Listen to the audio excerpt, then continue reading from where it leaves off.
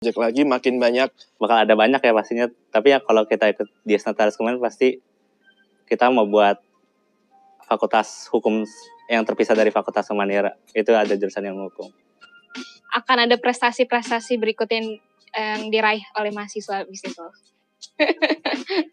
Kedepannya diharapkan akan lebih banyak kegiatan dan terobosan yang akan dilakukan oleh bisnis law. Kegiatan-kegiatan yang bisa mengaktualisasikan minatnya mahasiswa gitu. Itu pasti akan seru banget. Untuk bisnis law selamat ulang tahun ke-10. Semoga makin keren, makin besar, dan makin sayang sama mahasiswanya. Dirgahayu 10 tahun Bisnis Law BINUS University. Selamat ulang tahun yang ke-10 untuk jurusan bisnis law. Wish-nya semoga semakin maju dan mahasiswanya semakin banyak. Jaya selalu dan semoga makin keren. Bu, kurang semangat. Oh, kurang ya? Harus gini-gini ya? Dirgahayu. Oke. Semoga bisa semakin lebih baik dalam mengajar, membimbing mahasiswanya dan semakin mengeluarkan mahasiswa berprestasi lainnya. Dirgahayu 10 tahun Bisnis Law BINUS University. Semoga makin jaya, semoga makin keren.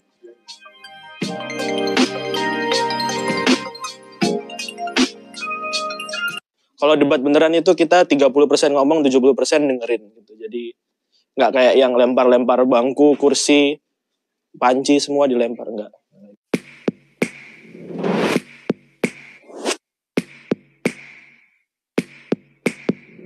Halo semuanya. Halo semua. Halo, balik lagi sama gue Stefanus dari jurusan Bisnis Law. Halo semuanya, kenalin nama gue Kyle, gue dari jurusan Bisnis Law BINUS. Nama aku Dina Ditania, aku dari jurusan bisnis law. Saya Nirma Lamani, faculty member, dosen tetap di Bisnis Law BINUS University.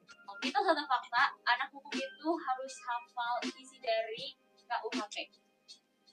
Isi dari KUHP. Enggak, mitos, sorry. Mitos. Kenapa Bu mitos? Mitos lah, siapa yang bisa hafal semuanya? Karena siapa yang bisa ngapalin itu? Ya, siapa juga yang bisa ngafalin peraturan yang beratus-ratus dan 1000 halaman itu? Nggak mungkin banget, ya. Panjang ya Bu ya? Panjang banget. Either lu komputer atau ya otak manusia. Kayaknya enggak deh. KUHP, panjangannya apa sih? Kita Undang-Undang Hukum Pidana. Isinya tentang apa? Isinya itu bab 1 ketentuan umum, bab 2 pelanggaran, bab 3 itu bab 2 kejahatan, bab 3 pelanggaran. Oke. Mitos atau fakta, anak hukum itu pada tajam melintir kayak Hotman Paris. Mitos, tapi amin. Setengah-setengah. Ya enggak lah, nggak mungkin. Jadi mitos sama fakta Bu? Itu balik lagi ke passion sih. Passion sama nanti dia mau cari kerjanya sebagai apa. Kalau lo mau jadi apa? Kalau gue sendiri, Doain bisa kayak yang Hotman Paris. Mitos atau fakta, anak hukum itu harus pinter ngomong. Sebenarnya ada bener juga, tapi lebih ke mitos kali ya. ya itu balik lagi ke yang tadi jawaban gue sebelumnya, itu tergantung ntar dia mau kerja jadi apa. Ada benernya sih, tapi nggak sepenuhnya benar juga sih. Mesti bisa mengekspresikan pendapatnya yang pasti. Sebenarnya lebih tepatnya anak hukum harus pinter ngebangun argumen sebenarnya. Gitu. Mau tertulis atau verbal harus pinter dua-duanya. Jadi sebenarnya harus lebih tepatnya harus pinter nulis dan ngomong. Gitu. Gimana ya, misalnya public speaking itu memang penting, tapi khusus mungkin mahasiswa-mahasiswa hukum yang menjadi lawyer, tapi kalau misalnya mau jadi notaris, kayaknya public speaking itu nggak nggak menjadi fokus utama. Kalau jadi advokat dia berarti harus pinter dikit ngomong. Maksudnya ngomong itu nggak cuma di pengadilan aja, dia harus ngasih ke public speaking bahwa ini ada kasus gini. Berarti nggak harus pinter ngomong ya Bu? Iya. Harus pinter apa? Harus bisa mengekspresikan apa yang dia mau utarakan. Jadi harus bisa bicara juga. Kalau debat tuh gimana sih? Kalau debat sebenarnya nggak kayak di TV-TV ya gitu. Mungkin orang-orang salah mengartikan. Kalau debat beneran itu kita 30% ngomong, 70% dengerin gitu. Jadi nggak kayak yang lempar-lempar bangku, kursi, panci semua dilempar, enggak. Gitu. Kita salah fakta, pelajaran di hukum itu nggak asik dan bosan banget? Iya, ini Salah besar. Mitos, karena pelajaran hukum itu asik-asik banget. Mitos lah. Karena hukum seru-seru kok. balik soal perspektif sih ya, itu kalau udah jadi passion nggak mungkin ngebosenin. Itu mitos besar tuh. Kenapa Bu? Karena sebenarnya hukum itu penting, sangat penting, dan nggak ngebosanin. Justru asik banget kalau udah dapet selaknya belajar hukum. Sumpah. Contohnya apa? Matkul favorit apa? Matkul favorit gue itu hukum perdata sama hukum inter. Oh, itu belajar apa? Ngantar ilmu hukum sama belum dapet sih, tapi udah sedikit baca penalaran hukum. Kenapa lu bilang itu seru? Karena challenging gitu. Jadi kalau kita tidur, aduh besok belajar apa ya? Jadi bangun langsung terasa terchallenge gitu. Challenge atau beban? Challenge lah, beban, challenge. Kalau hukum perdata itu dia itu kan karena lebih mempelajari kayak hubungan orang antar orang. Dan kalau misal hukum inter itu dia mempelajari kayak hukum ya global gitu. Jadi nggak cuman mempelajari hukum di Indonesia aja. Mitos atau fakta, anak hukum itu player. Player. Playboy, Oh. girl. Mitos. Kenapa?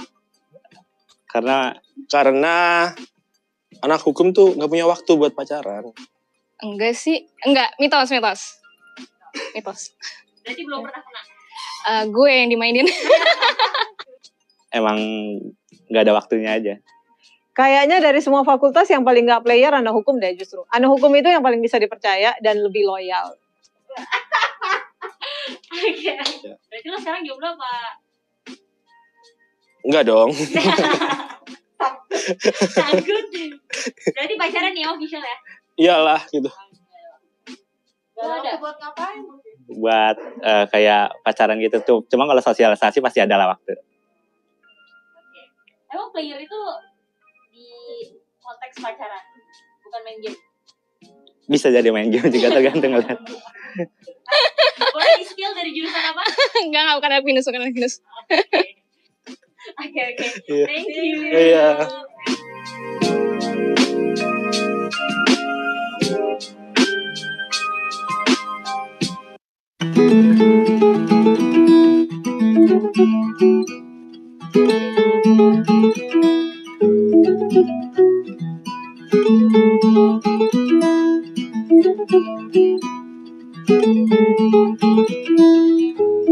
Sebagai orang tua tentunya kita menginginkan yang terbaik lah buat anak ya, termasuk dalam memilih perguruan tinggi untuk melanjutkan pendidikan. Karena pendidikan buat saya melihat pendidikan itu sangat penting dan tentunya kita ingin ikut terlibat dalam memilih pendidikan tingkat lanjut bagi anak ya, terutama bagi anak saya.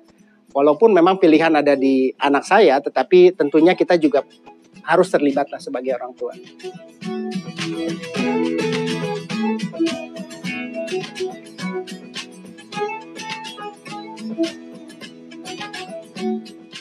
Menurut saya, apa yang ditawarkan BINUS bukan saja mengenai pendidikan yang berkualitas, tapi juga tentang karakter, pendidikan karakter. Hal ini tentunya menjadi hal yang sangat penting karena bukan saja dibutuhkan anak-anak yang berpendidikan baik, tapi juga mempunyai karakter yang unggul. BINUS kembali lagi bahwa BINUS selain memberikan fasilitas yang cukup bagus di sekolahnya, lingkungan yang sangat beragam, banyak sekali suku-suku di sana, membuat anak saya akan lebih mengerti orang lain, dan ini sangat penting di dunia usaha. Dan saya pikir selain itu juga BINUS menyiapkan anak saya untuk bekerja dalam satu tim, bekerja praktek di lapangan, tidak hanya teori tetapi bagaimana dunia usaha sebenarnya. Saya yakin juga bahwa BINUS itu sudah mempersiapkan nantinya mahasiswa itu untuk bisa bersaing ya di dunia kerja, dan hal yang membuat saya juga membanggakan itu tentunya adalah melihat bahwa BINUS itu menjadi salah satu di antara top 10 lah universitas terbaik di Indonesia. Betul, itu sangat terlihat di tengah situasi saat ini, di mana cara belajar tidak bisa berlangsung dengan seperti yang dulu lagi. BINUS punya solusi-solusi untuk mengatasi hal itu.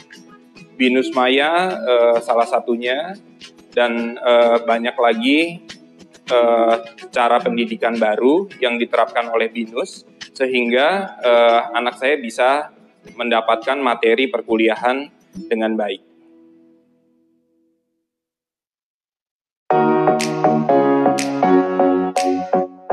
Nah, sini deh, lihat fasilitas BINUS lewat virtual tour.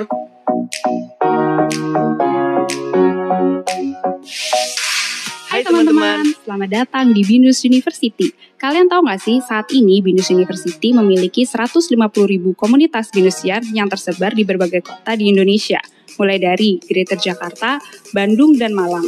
Dengan mewujudkan semangat fostering dan empowering, kita berharap para komunitas BINUSian tersebut dapat memberikan dampak yang besar bagi seluruh masyarakat Indonesia. Untuk mewujudkan semangat tersebut, salah satunya adalah dengan dukungan program dan fasilitas yang disediakan. Sebelum kita masuk, kita harus mempunyai BINUSian Card. Ini merupakan kartu identitas untuk mengakses semua fasilitas di BINUS University dan sekarang sudah tersedia versi digitalnya loh. Keren kan? Ya udah yuk. Nah, teman-teman, ini merupakan salah satu contoh kelas yang ada di BINUS University. Tapi karena sekarang lagi dalam masa pandemi, makanya kalian belajar dari rumah dulu. Tapi kalau kalian kangen dengan suasana kelas, tenang aja. Dosen juga akan tetap mengajar dari kelas dengan menerapkan protokol kesehatan.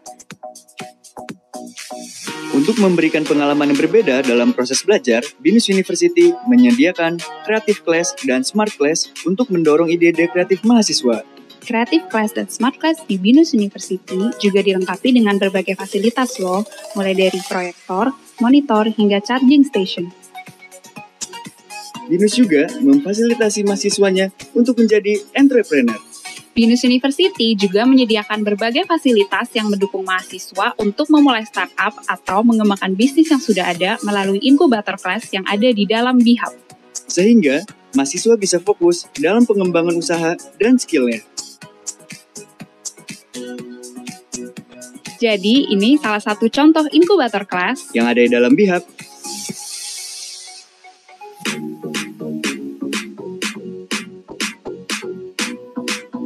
Untuk memperdalam skill komunikasi dan industri kreatif mahasiswa, BINUS University mempersiapkan studio BINUS TV. Selain studio BINUS TV, terdapat lab fotografi, lab gambar, dan lab MRG, sehingga dapat mengembangkan kreativitas mahasiswa di industri kreatif. Dalam mewujudkan keterampilan di industri kreatif, BINUS University juga menyediakan lab film.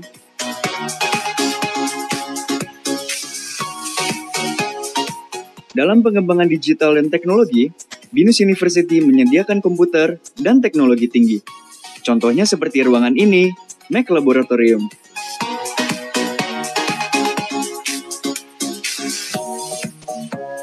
Selain memiliki lab Macintosh, BINUS University juga bekerja sama dengan Apple Developer Academy at BINUS.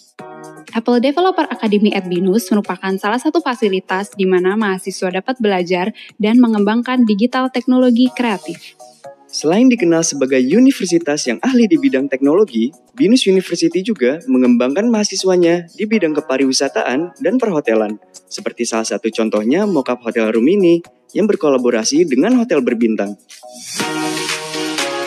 Selain Mockup Hotel Room, di sini juga ada Mockup Resepsionis dan Front Office. Lalu di sini juga ada bisnis Hotel Management Cafe. Kalau di sini merupakan cooking studio. Nah, di sini merupakan pastry lab buat kalian yang mau belajar bikin kue. Kalau di sini merupakan lab kitchen atau yang juga dikenal sebagai cuisine lab. Lalu yang terakhir, di sini juga dilengkapi dengan restoran dengan bar buat kalian yang mau belajar membuat makanan dan minuman. BINUS juga memiliki Lab Food Technology, di mana lab ini menciptakan hasil teknologi pangan yang akan memberikan kontribusi terhadap pengembangan pangan di Indonesia. Mahasiswa mendapatkan kesempatan untuk menciptakan pangan yang berkualitas dan berdaya saing tinggi, serta memberikan dampak terhadap masyarakat juga. Selain memiliki lab dan kelas yang keren, BINUS juga memiliki library yang kekinian dengan desain interior yang berbeda di setiap kampusnya. Library BINUS dapat diakses secara online dan offline. So, buat kalian yang mau cari buku atau cari referensi untuk menulis karya ilmiah, bisa akses library online-nya, kemudian cari bukunya, dan ketemu deh. Satu hal yang paling penting juga, BINUS University tidak hanya memperhatikan proses pembelajaran, namun juga sangat memperhatikan kesehatan dan hobi para mahasiswanya. Seperti menyediakan fasilitas sports hall yang megah dan juga fasilitas gym yang keren.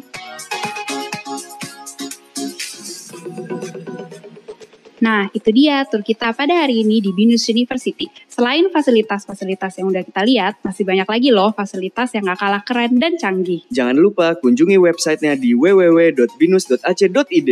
Dan jangan lupa follow Instagramnya ya, @binusuniversityofficial. Sampai jumpa di BINUS!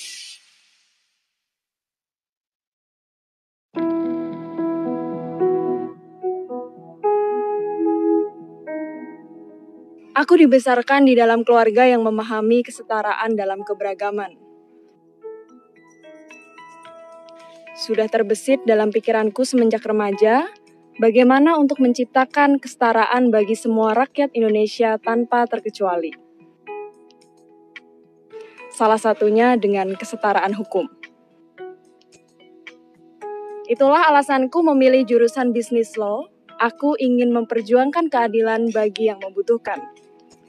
Belajar Business Law di BINUS memberikan aku banyak sudut pandang dan terbukanya pintu-pintu kesempatan.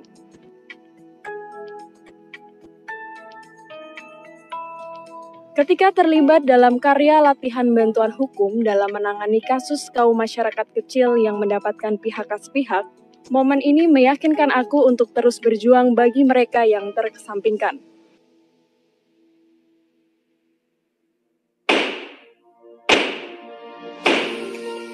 Tak hanya itu, di BINUS aku juga bisa mendapatkan lisensi pendidikan khusus profesi advokat yang memang dibutuhkan di dunia kerja.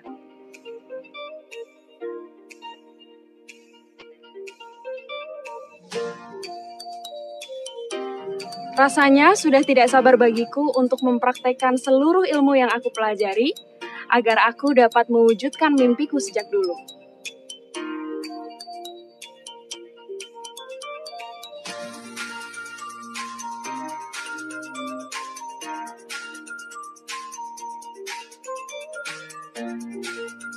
Kini, sebagai public interest lawyer, aku bisa mengembangkan mimpiku, yaitu memberikan kontribusi dan bantuan bagi orang sekitar yang memerlukan keadilan.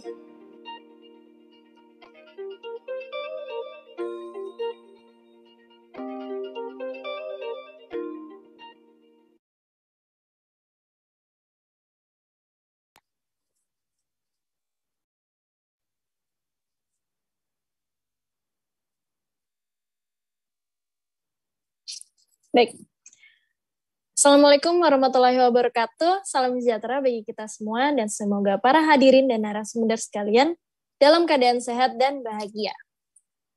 Selamat siang dan selamat datang dalam webinar Studium Generale Dies Natalis ke-10 tahun Business Law BINUS University. Sebelumnya izinkan saya memperkenalkan diri. Saya Mira Laura Anggraini, selaku Head of PR and Partnership International Law Student Association BINUS University, yang akan menjadi host pada webinar siang hari ini. Dan saya juga ingin mengucapkan terima kasih yang sebesar-besarnya kepada para hadirin sekalian atas antusias yang luar biasa karena sudah menyempatkan waktu untuk hadir dalam acara kami pada hari ini. Karena kami mendapatkan lebih dari 1.000 peserta dari Sabang sampai Merauke. Yang saya lihat tadi ada dari Papua, ada dari Lampung, dan lain sebagainya. Sebelumnya, apa sih Studium Generale? Studium Generale adalah kuliah umum yang diadakan secara berkala yang merupakan salah satu kegiatan rutin BINUS University yang menghadirkan pembicara dari berbagai industri terkenal baik di dalam maupun luar negeri. Dan juga ini merupakan rangkaian dalam acara Dies Natalis ke-40 tahun BINUS Dan kali ini juga bekerja sama dengan Business Law BINUS dalam rangka Dies Natalis ke-10 tahun Business Law BINUS. Kegiatan ini untuk berbagi pengetahuan tentang pimpinan perusahaan kepada karyawan, dosen, dan mahasiswa. Kegiatan ini sudah diadakan sejak 17 Desember 2010 hingga sekarang. Dan tema webinar kita kali ini adalah mengenai menjadi pembelajar hukum. Profesi hukum menemukan begitu banyak tantangan pada era digital ini. Profesi-profesi hukum diharapkan tetap berada pada jalur yang tetap untuk mewujudkan keadilan, kepastian, dan kemanfaatan hukum di tengah masyarakat. Profesi hukum, baik praktisi maupun akademisi, memberikan warna tersendiri dalam menumbuhkan konsep hukum yang sesuai dengan perkembangan zaman. Sebelum kita memulai, saya ingin menyampaikan beberapa hal kepada para hadirin sekalian. Bagi peserta BINUSian akan mendapatkan poin SAT yang didapatkan setelah mengisi exit ticket pada akhir acara. Kemudian, bagi peserta dari luar BINUS akan mendapatkan e-certificate yang akan dibagikan di grup WhatsApp.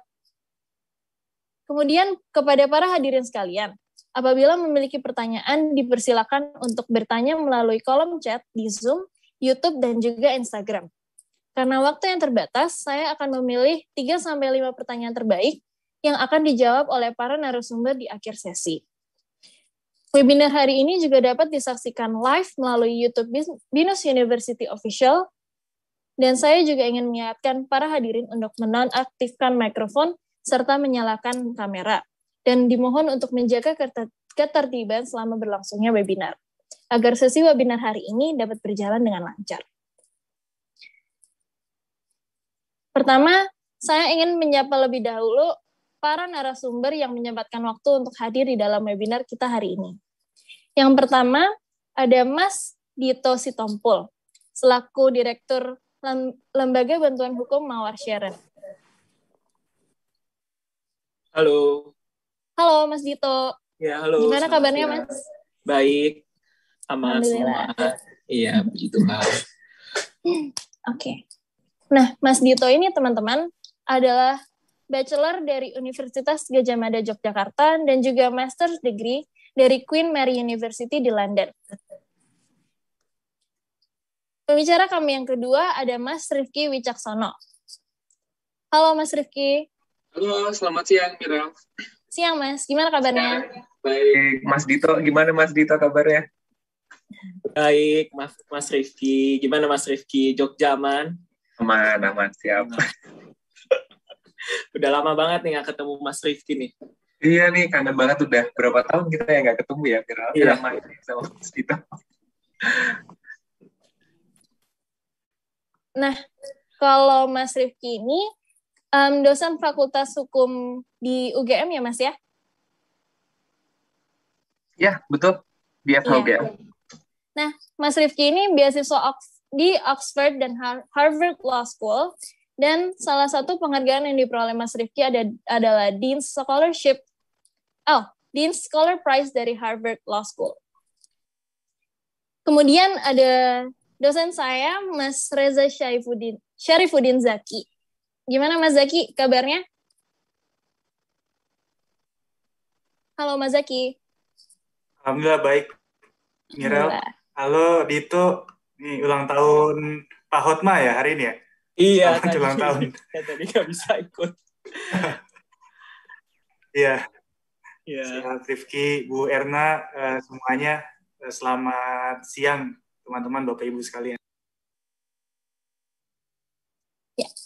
Kemudian yang terakhir ada Ibu Erna Ratnaningsih. Halo, ya, Bu Erna. Selamat siang, Mirel, dan teman-teman pembicara, dan juga peserta webinar kali ini. Bu Erna sehat? Sehat-sehat. Alhamdulillah. Oke, Bu Erna ini adalah mantan komisioner Kejaksaan RI dan tokoh Sri Kandi Hukum versi hukum online. Dan Bu Erna juga dosen BINUS University ya, Bu ya? Iya. Iya. Oke. Kita lanjut tanpa berlama-lama lagi. Kita akan langsung memulai ke inti acara.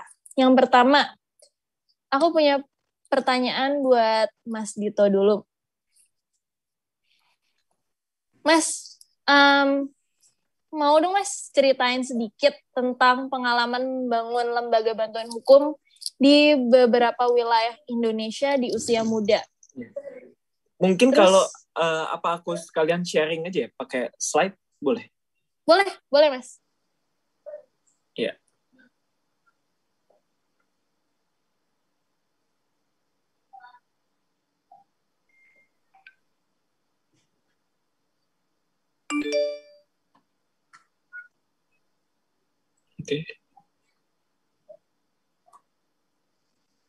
Oke, bisa dengar ya?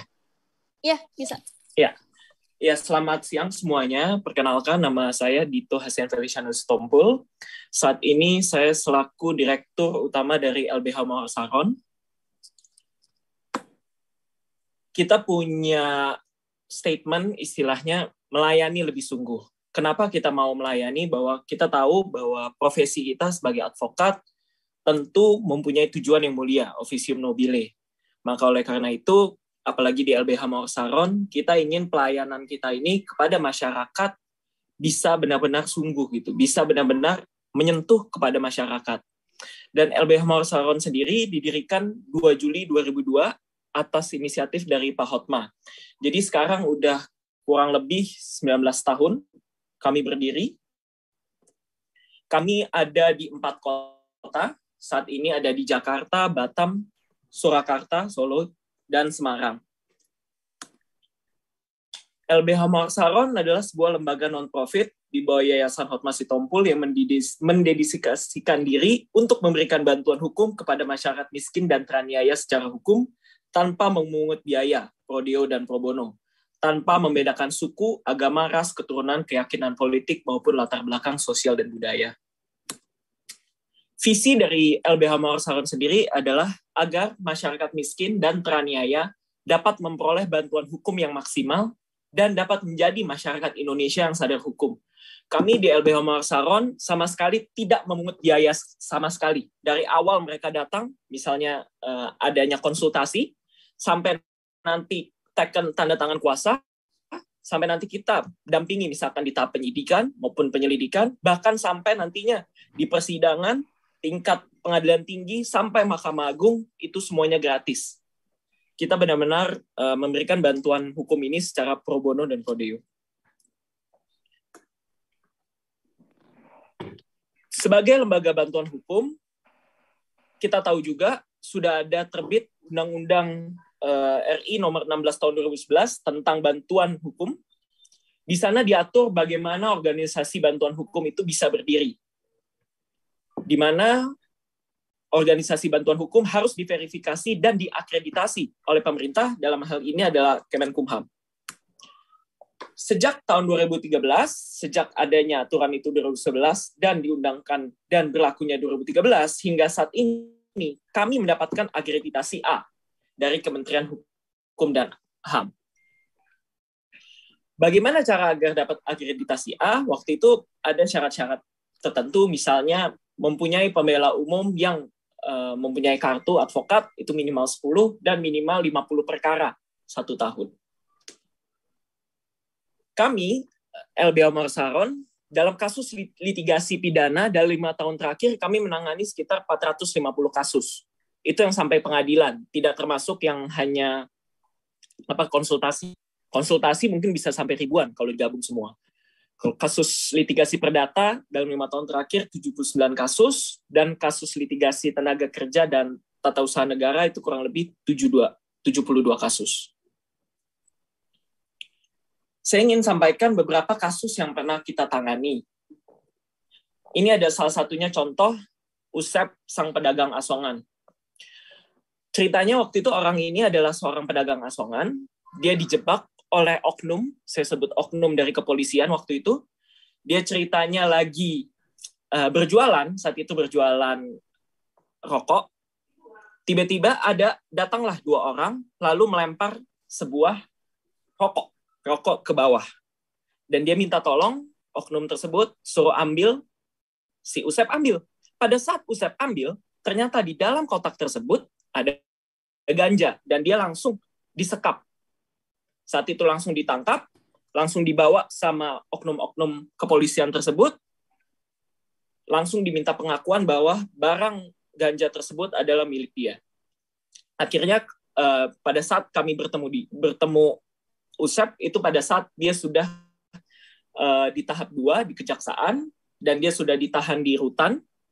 Setelah LBH melakukan konsultasi, akhirnya kita bantu dia dan ternyata benar saja terbukti di pengadilan bahwa dia pada saat diperiksa di dalam kepolisian di saat adanya penyidikan dia tidak didampingi oleh penasihat hukum dan itu jelas melanggar pasal 56 KUHP di mana ancaman 5 tahun ke atas harus mendapatkan bantuan hukum, di mana penyidik harusnya memberikan bantuan hukum di situ.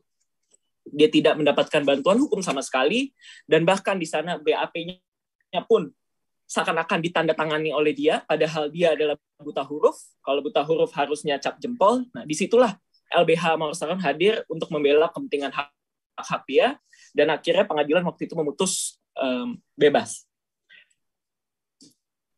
Ini juga ada kasus piring dan buntut sapi Rasmina. Ibu Rasmina ini waktu itu dituduh mencuri piring dan buntut sapi oleh majikannya. Sehingga Ibu Rasmina langsung ditahan oleh kepolisian dengan bukti piring dan buntut sapi. Padahal piring tersebut dan buntut sapi tersebut adalah pemberian dari majikannya. Waktu itu kenapa sampai bisa ditahan? Karena majikannya bikin laporan adanya pencurian, karena si majikannya sebenarnya tidak terima bahwa Ibu Rasmina ini mau keluar, karena udah nggak tahan lagi lah dengan perilaku dari majikannya. Dan akhirnya LBH juga membantu, dan akhirnya kita bisa memberikan keadilan, kita bisa memberikan kebebasan buat Ibu Rasmina. Ada juga kasus Chris Bayudi, yaitu seorang pekerja di Tangerang. Dia dituduh ikut bersekongkol membunuh rekan kerjanya. Padahal waktu itu rekan kerjanya melakukan pembunuhan itu sendiri. Tapi rekan kerjanya tersebut dipaksa oleh polisi, oknum polisi, karena merasa bahwa pembunuhan yang sekeji ini tidak mungkin dilakukan sendirian. Namun kami bisa membeberkan fakta-fakta bahwa saat itu Chris Bayudi tidak di dalam kejadian karena berada di tempat lain. Kami memberikan saksi-saksi yang membantah seluruh dalil-dalil dari kejaksaan, sehingga puji Tuhan akhirnya hakim menerima, dan bahkan rekan kerjanya tersebut yang pelaku sesungguhnya mengaku di dalam persidangan bahwa Chris Bayudi tidak melakukan pembunuhan tersebut. Akhirnya pengadilan pun memberikan vonis bebas terhadap Chris Bayudi, sehingga Chris Bayudi bisa langsung keluar dari tahanan. Ada juga ini yang lucu, ini kasus LBH Mawar di Batam. Jadi ceritanya Pak Rahman ini adalah seorang tukang parkir. Lalu Pak Rahman ini waktu itu mengemudikan motor bersama kekasihnya. Lalu kekasihnya dan Pak Rahman ditabrak oleh mobil. Dan lalu pada saat ditabrak, kekasihnya sampai meninggal dan terjadi kecelakaan saat itu, dan Pak Rahman pun juga terpelanting saat itu dan luka-luka. Lucunya, orang yang melakukan penabrakan tersebut malah tidak diproses, namun yang diproses adalah Pak Rahman. Lebih gilanya lagi, tanpa adanya proses penyidikan, tanpa ada proses penyelidikan dulu, Pak Rahman langsung ditetapkan sebagai tersangka, dan saat itu langsung dilakukan penangkapan dan penahanan. Dan akhirnya kita pun bisa buktikan pada saat persidangan bahwa Pak Rahman tidak melakukan itu gitu. Justru harusnya Pak Rahman lah sebagai korban. Dengan saksi-saksi yang ada, bahkan gilanya lagi, TKP yang dilakukan oleh penyidik saat itu berbeda dengan TKP sesungguhnya. Dan kita juga punya saksi-saksi untuk menceritakan bagaimana pengalaman Pak Rahman tersebut yang sampai ditabrak. Dan akhirnya vonis bebas pun menghampiri Pak Rahman. Lalu ada juga kita mendampingi, ini sebagai pelapor, kita waktu itu mendampingi anak-anak korban ex panti asuhan Samuel. Saat itu panti asuhan tersebut memberlakukan anak-anak tersebut secara tidak wajar, tidak diberi makan, dan benar-benar ada penyiksaan, Waktu itu adalah salah satu donatur datang ke tempat kami dan menceritakan masalah tersebut. Sehingga akhirnya kita bantu sebagai pelapor, dan akhirnya orang tersebut yang punya panti asuhan dihukum 10 tahun penjara saat itu. Dan kami juga berhasil memindahkan anak-anak tersebut ke panti asuhan yang lebih baik.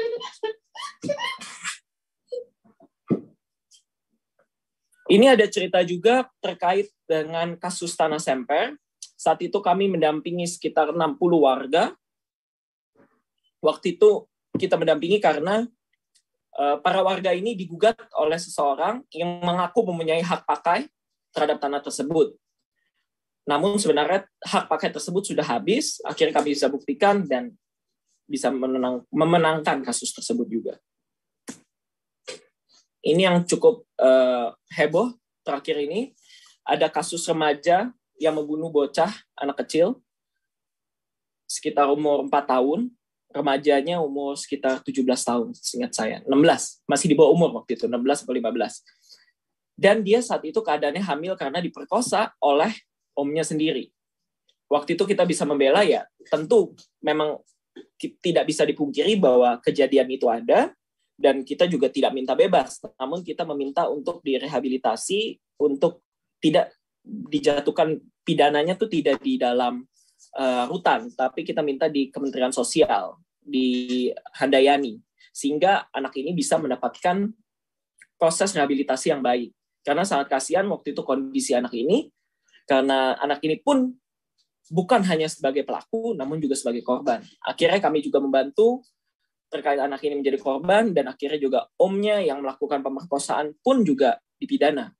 Dan walaupun waktu itu kejaksaan menuntutnya sedikit tinggi dan minta tetap untuk ditahannya di rutan, namun puji Tuhan hakim memilih untuk ditahan di Handayani dan dilakukan rehabilitasi terhadap anak ini. Ini juga ada salah satu kasus yang cukup heboh, yaitu kasus driver taksi online. Dia adalah korban salah tangkap. Kami bisa membuktikan waktu itu dengan melihat dari GPS dari orang ini, yang menyatakan bahwa orang ini tidak melewati jalan tersebut. Jadi ceritanya, ada seorang korban, dia order Gojek, Gojeknya masuk ke HP terdakwa ini, cuman habis itu langsung di-cancel, tiba-tiba.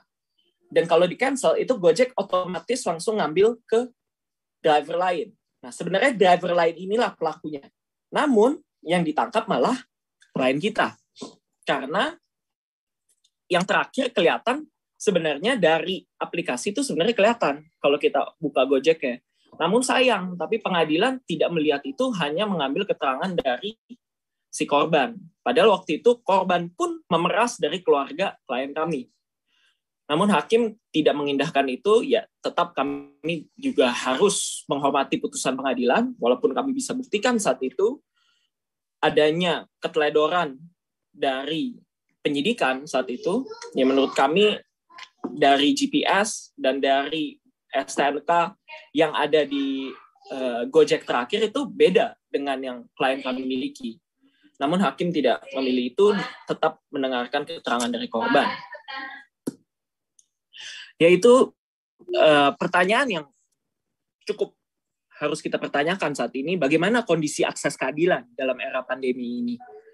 Hal tersebut yang menggugah hati saya sebenarnya, karena saat ini jujur kami sedikit kesulitan untuk memberikan akses keadilan itu kepada orang tidak mampu. Kenapa? Karena saat ini orang-orang yang terzolimi, let's say para tersangka itu, ditahannya adanya di kepolisian.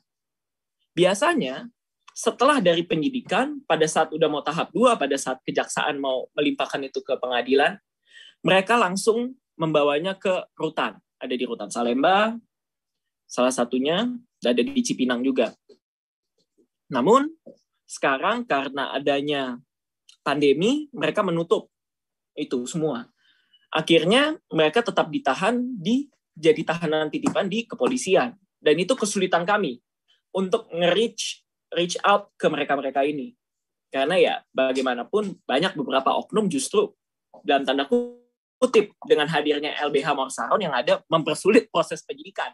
Karena kami di sini hadir emang untuk menegakkan KUHP itu. Bagaimana hukum acara, bagaimana harusnya penyidikan berjalan dengan benar, yang tidak hanya semena-mena untuk ingin menahan orang tersebut gitu. Kan semuanya ada by rule.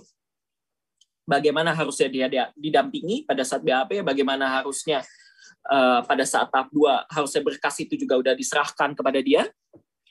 Dan itulah yang cukup disayangkan di era pandemi ini, kami kesulitan. Bahkan sekarang kami kalau mau reach out ke klien-klien kami harus sampai ke polsek-polsek. Dalam tanda kutip sedikit menyamar jadinya untuk mendapatkan klien-klien yang terzolimi ini. Ya mungkin ada juga emang klien-klien kami yang melakukan tindak pidana ya. Bukan semuanya kayak korban salah tangkap yang tadi saya ceritakan. Tapi tetap menurut kami, orang yang melakukan tindak pidana tersebut pun tetap harus dibela sesuai dengan takarannya. Bagaimana kita memberikan bantuan hukum itu, ya harus sesuai dengan porsinya. Kalaupun kita minta keringanan, ya kita minta klemensi, kita minta keringanan. Kalau emang kita tahu dia melakukan tindak pidana. Dan inilah beberapa jaringan kami di Kemenkumham, Kemensos, KPAI, dan juga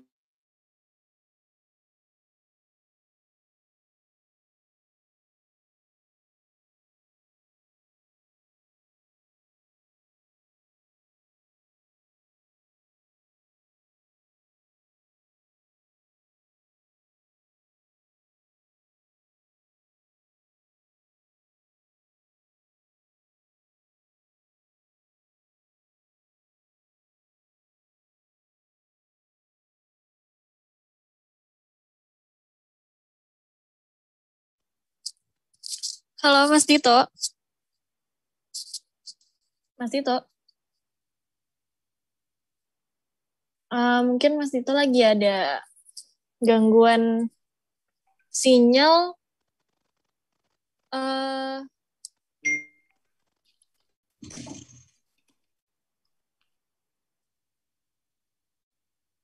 Oke. Ya, mungkin kita skip dulu sambil menunggu ke narasumber berikutnya, yaitu Mas Rifki Wicaksono. Halo Mas. Iya, mungkin Mas Ditonya masih terpental, sambil menunggu mungkin bisa lanjut ke Mas Rifki dulu. Boleh. Udah bisa. Halo. Itu udah balik Halo. nih. Oh iya, udah. Oke. Ya. Iya, tadi Mas Dito terpental ya? Iya. Iya. Nih, soalnya saya lagi pindah rumah juga. Mbak di rumah soalnya ada yang positif, jadi kita minggat dulu. Oh. Saya nggak bisa share konten nih kayaknya. Oh iya.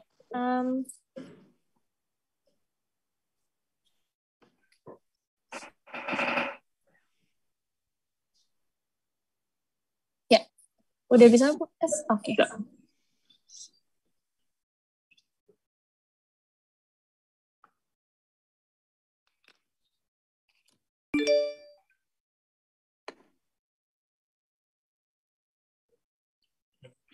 Oke.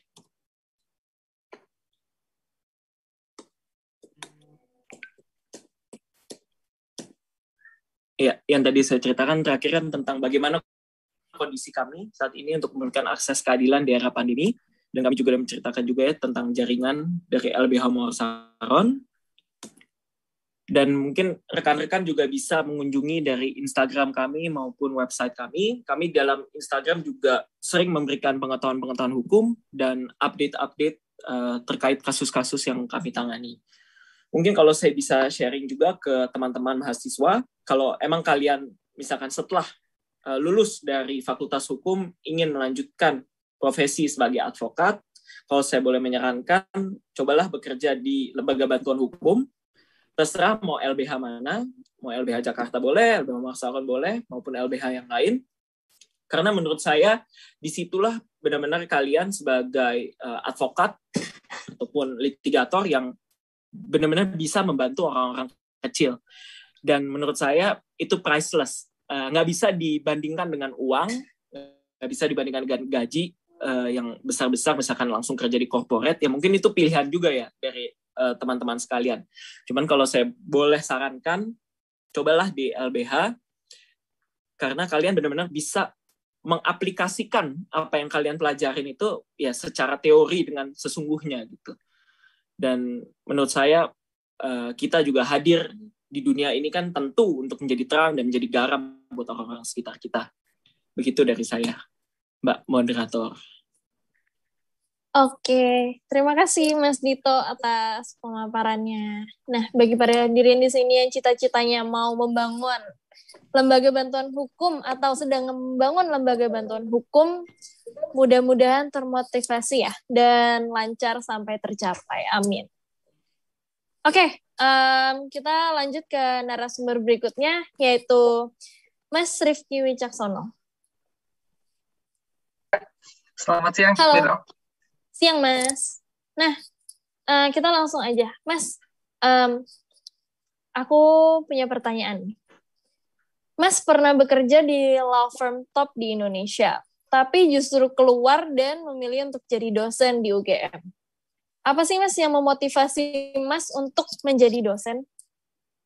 Ini ceritanya mungkin kisah yang agak familiar juga kalau Mas Dito ini dengan pengalamannya yang sudah jam terbangnya beratus-ratus jam di pengadilan ya, bahwa sayangnya memang ya sistem penegakan hukum di Indonesia belum bisa dibilang ya belum sesuai harapan dan belum sesuai bahkan peraturan yang mendasari rules of the game gitu. Jadi maksud saya adalah masih sering terjadi praktek-praktek di mana ya bisa dibilang agak menyimpang lah dari yang seharusnya gitu. Dan itu pun juga maksudnya terjadi di lingkungan peradilan sayangnya. Dan pada saat saya dulu sempat bekerja juga sebagai litigator di AHP waktu itu, Asaka Hamzah and Partners, ya kami menghadapi itu gitu selama di sana. Dan mungkin beda ya pada saat mahasiswa kan, ini mungkin Dito dulu juga pas pertama kali terjun gitu ke lapangan mungkin agak kaget juga ya, gimana dulu pas waktu kuliah gitu kita mendengar kaget banget ya kita kuliah dulu bareng Prof. Edi Hiarich gitu kan, kita paham tentang asasnya dan segala macam. Ternyata tiba-tiba pas waktu datang ke lapangan loh, kok mau ngambil salinan putusan ada seperti ini gitu yang diminta dan lain sebagainya gitu. Nah jadi akhirnya saya kemudian melihat bahwa maksudnya sudah cukup banyak nih kayaknya lawyer hebat-hebat, orang-orang hebat-hebat ya seperti Mas Dito, senior saya lain di AHP dan di law firm lain yang mereka itu bergerak untuk memajukan gitu bisa dibilang memajukan budaya penegakan hukum di Indonesia yang lebih bersih dan berintegritas ya. Dan saya sangat respect sama beliau-beliau semua. Nah, yang mungkin saya melihat belum banyak itu, apalagi di angkatan saya mungkin itu justru malah belum banyak yang menjadi dosen gitu. Dan sementara saya melihat bahwa salah satu sebenarnya bisa dibilang era yang paling atau masa yang paling kritikal untuk bisa membentuk para penegak hukum di masa depan adalah ya selama pendidikan mereka di Fakultas Hukum gitu. Bagaimana menanamkan nilai-nilai tentang kejujuran, integritas, sehingga itu salah satu motivasi dorongan saya dulu. Pengen membantu, walaupun saya mungkin nggak ada yang bisa saya lakukan untuk yang sudah di masa lalu, tapi paling nggak untuk generasi masa depan saya ingin berkontribusi gitu untuk mencetak generasi penegak hukum di masa depan yang berkualitas, berkompeten dan ya berintegritas tinggi seperti itu. Jadi mencetak ya lawyer-lawyer, hakim-hakim, para jaksa yang inilah dan yang hebat dan berintegritas. Ini ada apa ya? Sepertinya ada share screen.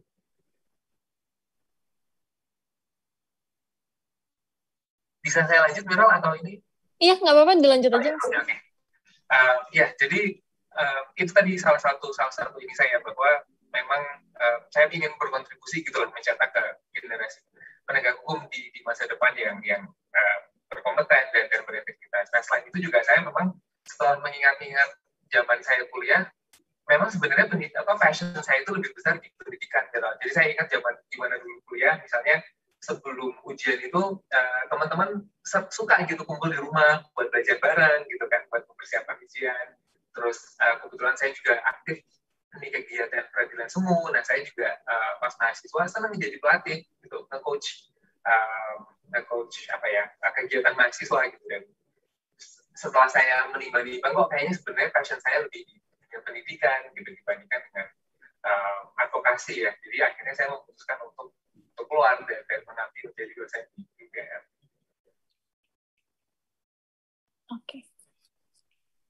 Iya, kebetulan teman saya juga kemarin tahu lihat posternya webinar ini, kenal ada Mas Rifki. Oh, itu dosen gue, dia bilang gitu, Mas. Namanya Alam. Oh, oke. Iya, mungkin Mas kenal. Baik, titip salam. Iya, waalaikumsalam, nanti saya titipkan salam. Oke, pertanyaan berikutnya. Bagaimana Mas bisa dalam usia muda meraih beasiswa di Oxford dan Harvard Law School? Terus tantangannya apa aja sih, Mas, masuk kuliah di kampus hukum top dunia itu? Ini ada dua pertanyaan ya. Yang pertama mungkin admissions process, dan yang kedua setelah masuk dan menjalani proses pendidikan di sana ya. Iya. Kalau dari admissions process, mungkin yang saya mau cerita dulu dan berbagi ke teman-teman, cerita yang kemarin mungkin sempat viral di media sosial setelah saya barusan wisuda, cuman mungkin belum ya mungkin nggak semua orang tahu gitu, yaitu bahwa saya dulu saat SMA itu bahkan sempat nggak lulus ujian nasional. Waktu itu saya long story short, karena beberapa faktor lah waktu itu, termasuk saya juga karena sempat mewakili Indonesia gitu loh untuk lomba debat internasional, dan waktu itu ujian nasionalnya sempat dipercepat sebulan. Akhirnya saya, dan juga karena kurang persiapan, akhirnya nggak lulus ujian nasional gitu. Nah, yang ingin saya highlight di sini ke teman-teman adalah bahwa sebenarnya saya melihat itu salah satu tantangan atau problem terbesar ya. Kenapa sih kok dikit sekali gitu orang Indonesia yang kuliah di universitas-universitas yang rankingnya mungkin top 10 di dunia itu, ternyata part of the problem karena orang itu sudah merasa bisa dibilang minder dulu gitulah kalau bahasanya anak zaman sekarang ya, atau lebih formalnya mungkin ya merasa rendah diri gitu. Jadi dalam arti mereka melihat, aduh kayaknya kalau aku nggak mungkin lah, siapalah gue ini gitu kan. Daftar ke kampusnya mantan Presiden Amerika, mantan Perdana Menteri Inggris, dan lain sebagainya gitu. Jadi problemnya itu ternyata pendaftar dari Indonesia sangat sedikit, Miral. Sebenarnya kalau saya lihat itu banyak sekali orang-orang yang, maksudnya orang Indonesia itu sebenarnya kita nggak kalah pintar gitu loh. Banyak sahabat-sahabat saya, murid-murid saya yang saya merasa mereka jauh lebih pintar dari saya, yang pasti lulus ujian nasional ya, nggak kayak saya dulu. jadi dari situ aja maksudnya mereka sudah punya bekal lebih lah pada saat kuliah, punya prestasi banyak dan lain sebagainya gitu. Cuman saya pun juga nggak kalah sering melihat teman-teman saya, sahabat-sahabat saya, murid-murid saya yang saya rasa ini sangat luar biasa, sangat brilian itu, tapi mereka nggak berani daftar gitu. Nah, yang terjadi adalah karena tidak berani mendaftar, akhirnya ya tidak bisa ke sana gitu kan, karena pasti kalau nggak apply ya nggak akan mungkin keterima dong kan gitu. Nah, jadi makanya salah satu hal yang saya ingin share ke teman-teman kalau diundang acara seperti ini adalah maksudnya bermimpi dulu, jangan menghakimi diri sendiri dulu bahwa aduh kayaknya nggak bakal mungkin deh gitu. Karena itu tadi, kalau misalnya kita dari awal sudah menghakimi diri sendiri dan udah merasa rendah diri, itu banyak kesempatan yang bisa hilang gitu. Nah, waktu itu ya alhamdulillah saya bersyukur karena punya lingkungan sekitar, sahabat yang sangat suportif, ya punya maksudnya support system yang cukup baik gitu. Akhirnya itu sih saya memberanikan diri untuk bisa daftar gitu ke universitas seperti Oxford dan Harvard. Cuman memang ya kalau ditanya terus gimana nih persiapannya gitu kan untuk admissions, saya bisa bilang memang dari awal kuliah gitu. Ya mungkin ya Mazaki, Dito gitu tahu perjalanan saya dari awal semester 1 gitu kan. Pada saat itu orang mungkin masih jarang ikut lomba peradilan semu internasional, nggak kayak sekarang. Kalau sekarang kan anak-anak udah biasa ya dari semester 1, semester 2. Zaman dulu mungkin orang baru tahun ketiga gitu baru berani ikut JSEP. Waktu itu saya udah dari semester 1 nekat aja ikut daftar gitu kan. Jadi memang buat teman-teman mahasiswa di sini yang masih kuliah, kalau kalian punya mimpi buat di masa depan itu memang dipersiapkan sedini mungkin gitu. Karena walaupun mendaftarnya saya di 2020 atau 2019 atau 2015, tetapi CV yang saya submit itu kan perjalanan saya selama 4 tahun kuliah ya. Jadi itu juga saya ingin memberikan semangat gitu ke teman-teman yang apalagi masih kuliah di sini, untuk jangan kendor gitu, dari awal sudah di plan. Kalau ngomongin tentang beasiswa, nah ini juga hal yang mungkin membuat banyak orang ini ya, termasuk minder juga gitu. Wah, gimana nih tuition fee-nya kan mahal sekali ya untuk di tempat seperti Oxford atau Harvard. Mungkin kalau di Harvard kemarin hampir 1 miliar gitu, 800 juta, sekitar $68,000. Terus kan berpikir, wah gimana nih, bahkan mungkin juga ada yang nyangka saya biaya sendiri, padahal sebenarnya enggak gitu, saya enggak. Apalagi sebagai dosen ya belum punya gitu tabungan sebanyak itu gitu.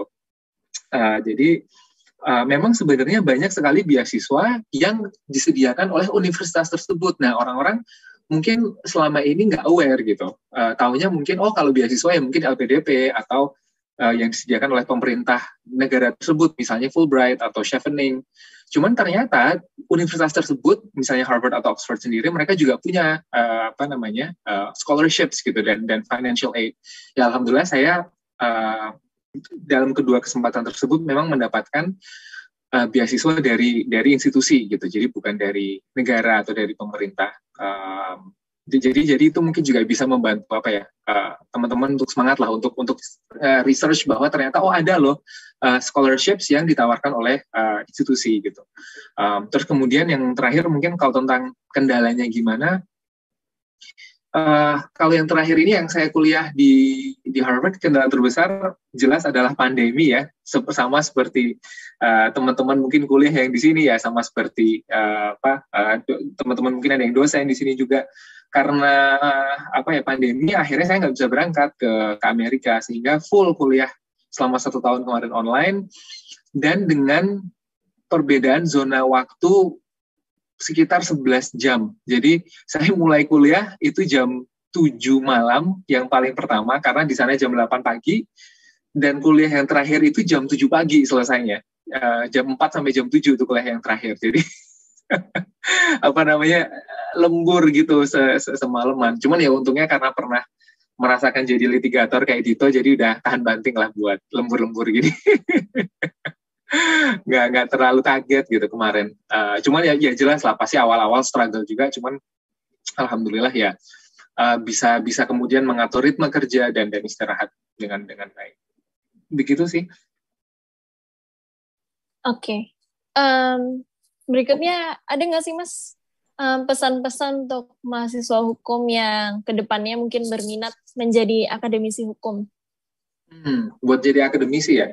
Pesan saya mungkin kalau yang pertama, kalau memungkinkan jangan langsung terjun jadi akademisi kalau memungkinkan. Kalau saya justru malah seringnya memberi advice gitu ke mentee saya yang tertarik jadi akademisi, itu terjun dulu ke lapangan gitu. Antara jadi advokat dulu atau di LBH dulu, atau mungkin jadi praktek dulu di corporate law firm, atau bahkan di company, atau ke NGO, atau ke lembaga-lembaga internasional. Pokoknya kalau saya sarannya jangan langsung terjun menjadi dosen karena pengalaman kerja walaupun mungkin nggak lama ya, bahkan mungkin cuma setahun itu akan membuka banyak pintu, akan membuka mata bahwa oh ternyata prakteknya seperti ini gitu. Jadi mungkin saat sudah mengajar nanti bisa membandingkan dengan prakteknya seperti apa ya. Misalnya contoh seperti Bu Erna juga kan di kejaksaan itu pasti kalau ngajar beda karena tahu di kejaksaan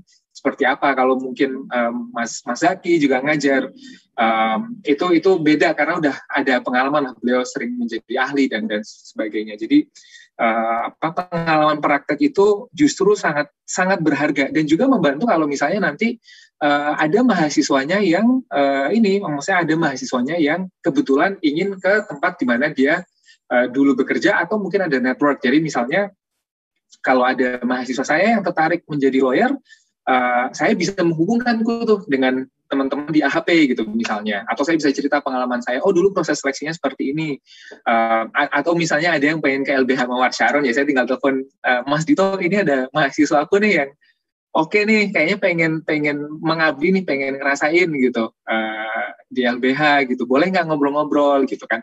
Jadi itu juga membantu membuka network dan cakrawala dari mahasiswa kita. Terus ya kalau selain dari pengalaman praktek, kalau misalnya itu nggak memungkinkan ya yang kedua sih mungkin saran saya buat teman-teman yang pengen jadi akademisi itu ini ya salah satu pesan orang tua saya gitu, karena kebetulan orang tua juga dosen. Jadi salah satu pesan orang tua saya saat saya awal mengajar adalah pada akhirnya seorang dosen adalah guru. Dan kewajiban guru itu mendidik, tidak hanya mengajar. Kalau mengajar kita berhenti di menyampaikan slide, pulang selesai gitu kan. Tetapi Bapak Ibu saya mengingatkan bahwa kita sebagai pendidik itu tidak hanya selesai di mengajarkan materi, tetapi juga mendidik mereka sebagai insan manusia gitu. Sehingga kita juga harus memperhatikan aspek-aspek lain gitu. Maksudnya nggak cuma sekedar knowledge, tetapi juga values gitu. Value seperti integritas, value seperti hard work, value seperti perseverance, maksudnya resilience, tidak mudah menyerah, value seperti communication skills, maksudnya tata krama dalam berkomunikasi yang baik. Itu values yang juga kita harus didik gitu ke generasi masa depan. Sehingga ya buat teman-teman yang mau menjadi akademisi ya pastikan itu nanti jadi saat menjadi akademisi itu menjadi pendidik yang baik ya, dan menjadi role model yang baik gitu. Itu sih Miral. Oke. Makasih Mas atas pemaparannya. Menarik, seru banget kedengarannya. Aku jadi pengen mungkin S2 nanti, insya Allah doain ya Mas. Nah teman-teman, intinya mimpilah setinggi langit, kalaupun jatuh di antara bintang-bintang ya. Kemudian berikutnya untuk Mas Zaki. Mas Zaki adalah dosen kesayangan semua mahasiswa di BINUS nih, teman-teman yang hadir di sini. Halo Mas Zaki. Halo, sore Mirel. Sore Mas. Semuanya narasumber. Ya. Nah, Mas Zaki ini usia 30 tahun sudah meraih gelar doktor. Hebat banget. Nah, bisa sharing sedikit Mas perjalanan menempuh pencapaian tersebut? Dulu nggak pernah ngimpi jadi dosen tuh yang pertama. Jadi guru pun takut gitu ya, walaupun mungkin dulu aktif di BEM gitu ya segala macam, tapi nggak pernah kebayang untuk jadi dosen.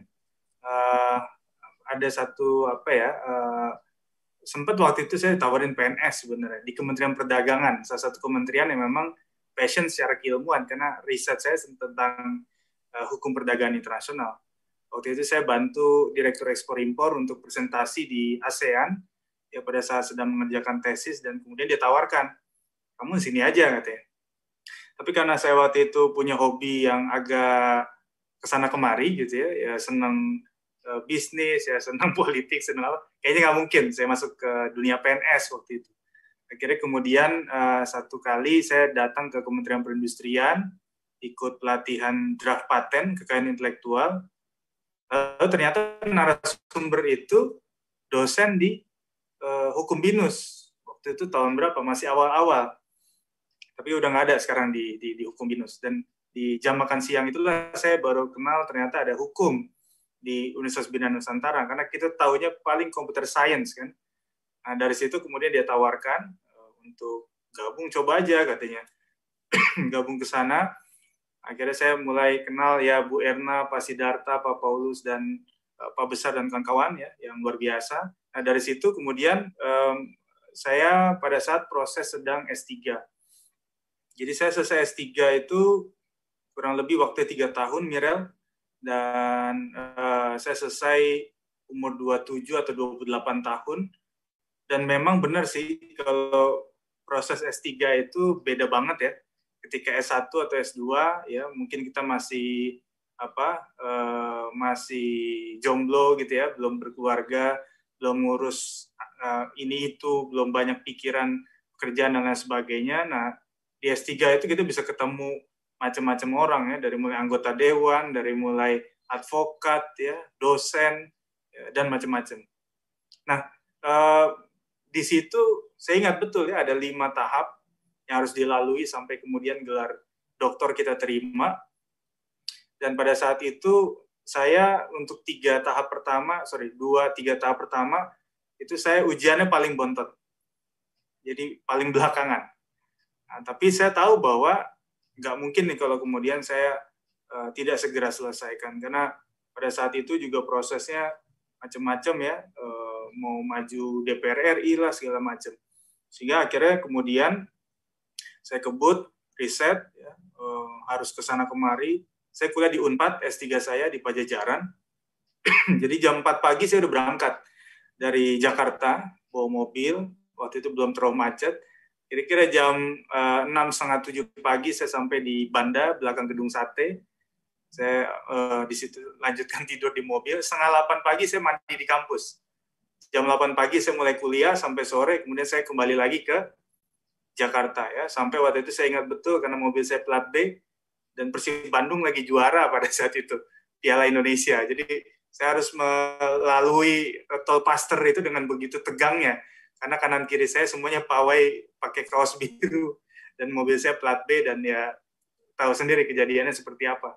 Nah, itu hal-hal yang menurut saya seru pada saat itu saya lalui, dan saya menjadi orang pertama di angkatan saya yang lulus waktu 3 tahun S3, dan menurut saya itu belum selesai.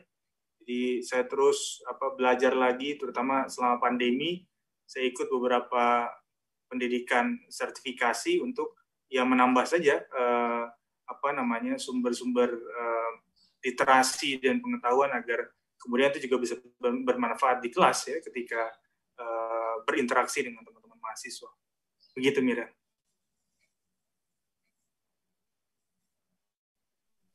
Nah, kemudian, sebagai akademisi hukum di usia muda, Mas sudah terlibat aktif menjadi pengurus di Asosiasi Dosen Hukum Internasional di Indonesia. Benar, Mas? Iya. Iya, yang anggotanya banyak duta besar, pimpinan kementerian, hingga pimpinan kampus-kampus besar di Indonesia. Gimana sih, Mas, bisa ada pada tahap ini? Awalnya ya diajak teman dosen juga, ada namanya Ibu Nirmala di BINUS. Saya diperkenalkan dengan Asosiasi Dosen Hukum Internasional se-Indonesia. Di memang beberapa itu duta besar, Dirjen Kemenlu, dekan Fakultas Hukum, ya termasuk kampusnya Mas Rifki, Prof. Sigit, ya, dan sebagainya. Di situ saya belajar, saya kenal sama beliau-beliau profesor ini, Profesor Hikmanto, Juhana, dan sebagainya. Waktu itu Prof. Hikmanto kebetulan ingin maju rektor UI. Kemudian saya muncullah di situ. Saya memberikan beberapa pendapat pengembangan asosiasi itu, sampai ada Prof. Melda, mantan dekan FAUI yang tahun lalu kalau nggak salah telah meninggalkan kita ya, ahli hukum maritim internasional dan seterusnya.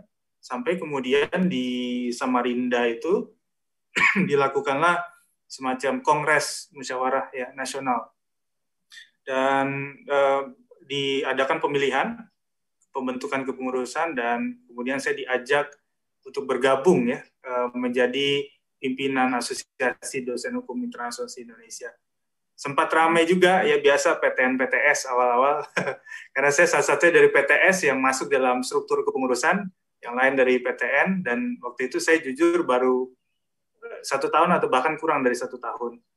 Tapi yang mungkin mendorong saya untuk kemudian terlibat begitu cepat di asosiasi itu adalah pengalaman organisasi.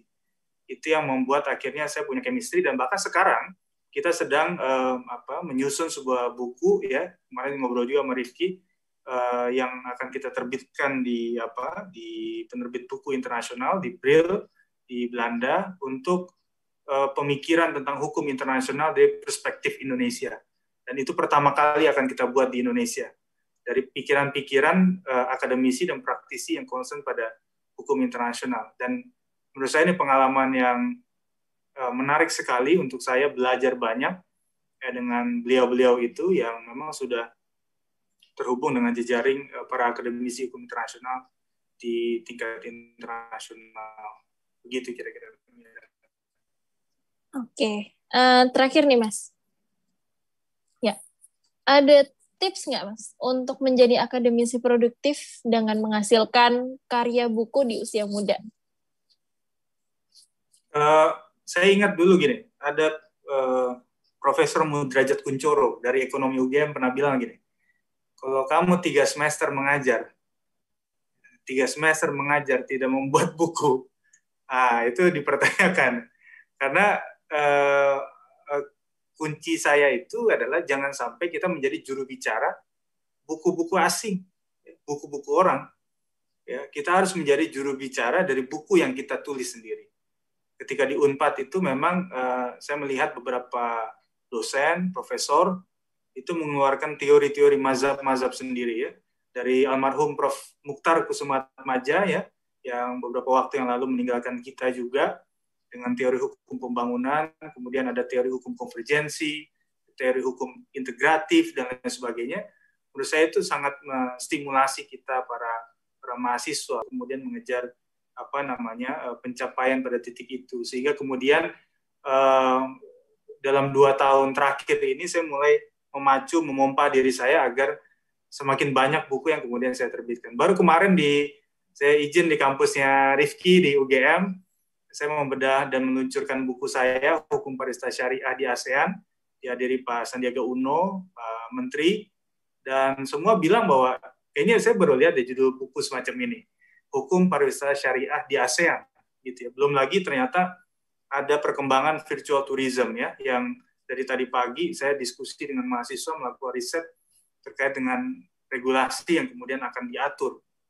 Karena pandemi tidak memungkinkan orang datang langsung ke pantai, orang datang langsung ke gunung, misalnya datang langsung ke tempatnya, tetapi kemudian dibuatlah remote tourism dan virtual tourism. Bagaimana hukum kemudian mengatur itu?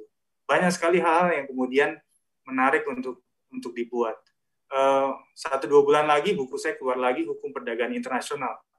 Ya, karena buku-buku yang saya tulis kebetulan dulu ketika saya riset memang sangat miskin sekali literasinya di Indonesia. Gitu ya. Jadi ketika kita menuliskan bahan-bahan terkait dengan hukum perdagangan internasional, kalau nggak dari barat tidak ada lagi sumber-sumber yang kemudian bisa mensuplai itu, sehingga kemudian kemarin saya bilang ke dosen pembimbing skripsi saya ketika S1 di UGM, saya bilang ini tanggung jawab moral saya. Ketika saya merasakan sulitnya orang mencari bahan, ketika dulu saya menulis skripsi, maka ini tanggung jawab moral saya untuk mengembangkan buku-buku literasi tentang itu. Dan sampai tahun depan pun buku saya sudah siap untuk terbit, jadi dalam 1 tahun saya kurang lebih 3 buku yang saya tulis, ya, dan doakan mudah-mudahan 1-2 tahun ke depan ada proses saya sedang mengembangkan satu teori hukum yang kemudian nanti dibukukan. Mudah-mudahan ini bisa bermanfaat, yang penting untuk kemajuan dari perkembangan hukum di Indonesia. Amin. Makasih Mas Zaki. Mudah-mudahan memotivasi para hadirin sekalian. Kemudian yang terakhir kita ada Bu Erna. Halo Bu Erna. Halo Mirel, terima kasih. Bisa langsung? Ya, oke. Pertanyaan pertama buat Bu Erna. Ibu ini merupakan salah satu wanita di Indonesia yang sangat aktif dalam profesi hukum. Tidak hanya sebagai akademisi, namun juga praktisi hukum. Apa yang melatar belakangi Ibu? Ya, apa yang melatar belakangi Ibu sebagai kaum wanita berani mengambil profesi ini yang penuh dengan tantangan? Sebenarnya tadi ya, kalau tadi Mas Rifki, saya menjalani profesi hukum itu banyak ya. Jadi saya pengacara publik ya di YLBHI dan LBH Jakarta itu selama 14 tahun.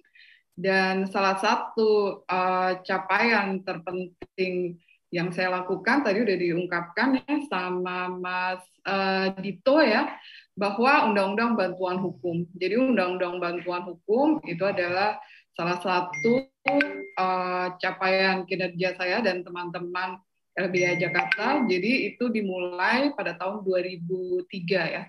Kita menginisiasi adanya Undang-Undang Bantuan Hukum ya agar masyarakat di seluruh Indonesia itu bisa mendapatkan akses terhadap keadilan, dan kemudian diundangkan pada tahun 2011 ya. Jadi mulainya itu ketika 2003 saya sebagai Wakil Direktur LBH Jakarta, dan kemudian 2011 itu saya menjadi Ketua Yayasan Lembaga Bantuan Hukum Indonesia. Dan kemudian mungkin saya ingin sharing pengalaman ya alternatif profesi hukum yang mungkin bisa dijadikan inspirasi untuk teman-teman di sini yang baru mungkin mau lulus ya untuk bisa masuk ke profesi ini. Jadi selain pengacara publik, kemudian saya juga konsultan ya di NGO internasional, di UNDP, di American Center International Labor Solidarity, kemudian juga di Pemkot Cibinong, dan juga setelah itu saya setelah keluar dari LBH saya dosen di BINUS, dan kemudian saya menjadi Wakil Ketua Komisi Kejaksaan Republik Indonesia 2015-2019. Yang terakhir, profesi saya adalah kembali menjadi advokat atau pengacara profit, artinya saya udah buka kantor pengacara sendiri. Nah, mungkin saya ingin sharing ya, tidak banyak mungkin tokoh-tokoh ya, advokat perempuan ya, kalau misalnya kalian mungkin searching itu banyak ya, tokoh-tokoh mungkin advokat laki-laki yang memang karena ini profesi kaitannya adalah dengan maskulinitas, dan memang ketika saya di LBH Jakarta ya itu memang sebagian besar juga mungkin pimpinan-pemimpinannya itu laki-laki, hanya ada beberapa sedikit yang sebagai direktur yang perempuan. Dan memang kalau mau jadi pengacara publik ya, khususnya misalnya di LBH Jakarta itu memang perlu keberanian ya. Kalau menurut saya tidak hanya kemampuan, tapi juga keberanian, ilmu, kemudian juga karena kalau tidak dibarengi dengan itu tidak bisa.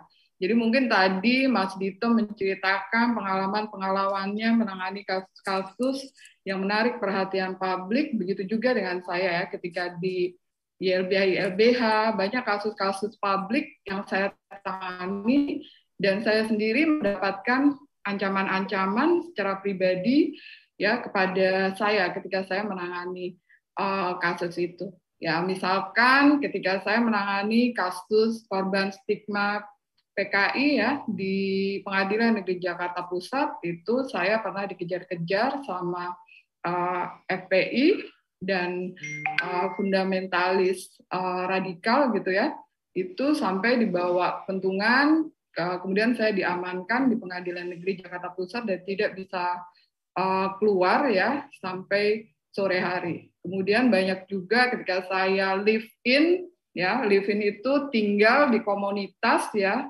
selama jangka waktu tertentu. Ya, saya nangani kasus lawannya itu perhutani di Pandeglang, itu juga sama. Ya, lawannya itu apa? Lawannya itu adalah orang-orang yang di Banten itu memiliki ilmu-ilmu yang gaib-gaib seperti itu. Jadi dia bisa tahu kita ada di mana.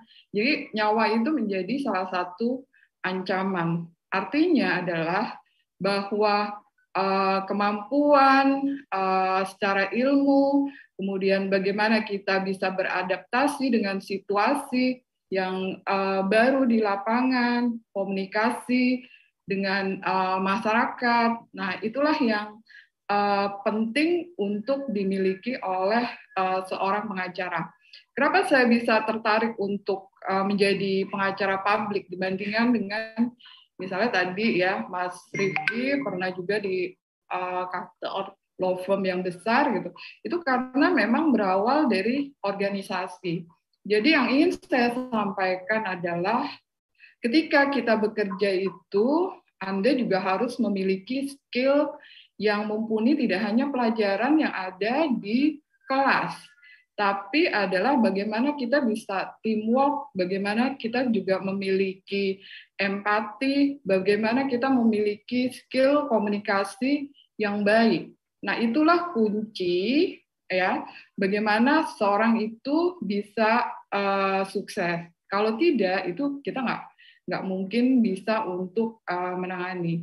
Jadi kalau masih kuliah ya, adik-adik ini harus masuk organisasi. Kalau dulu saya masuk himpunan mahasiswa Islam ya.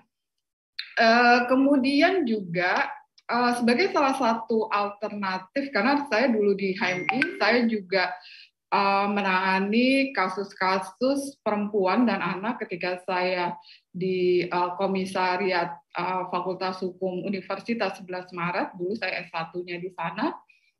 Nah, itu saya memiliki empati bahwa perempuan itu dia termarginalkan dan dia sulit juga untuk misalnya keluar dari masalah-masalah jika tidak dibantu oleh orang lain. Misalnya banyak juga kasus KDRT, banyak juga kasus trafficking ya, perdagangan perempuan. Nah, itu di sana saya udah berkecimpung semasa saya masih kuliah.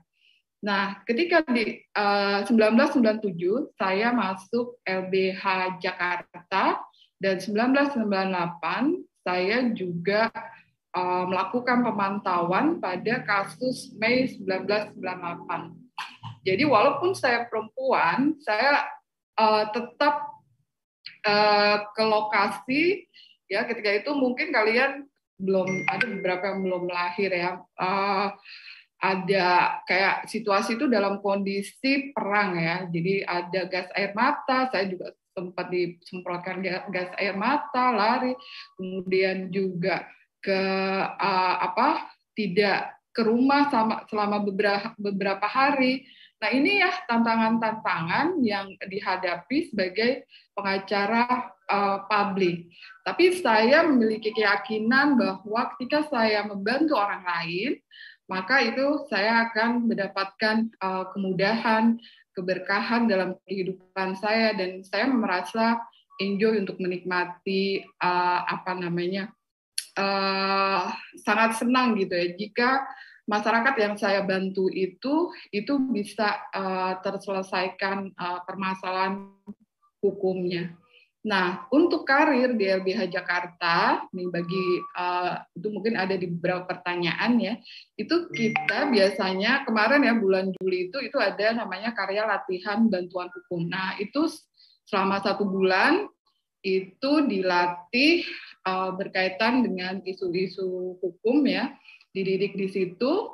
Kemudian nanti setelah Kalabahu biasanya itu sekitar 50 orang ya, setelah itu diangkat menjadi asisten pengacara publik ya, mungkin sekitar 16 orang, setelah itu jadi pengacara publik ya, mungkin sekitar 2 atau 3 orang berdasarkan kebutuhan di LBH Jakarta. Jadi mekanisme di LBH Jakarta itu ada jenjang karir ya. Jadi ada pengacara publik muda, ada pengacara publik madya, dan juga pengacara publik utama.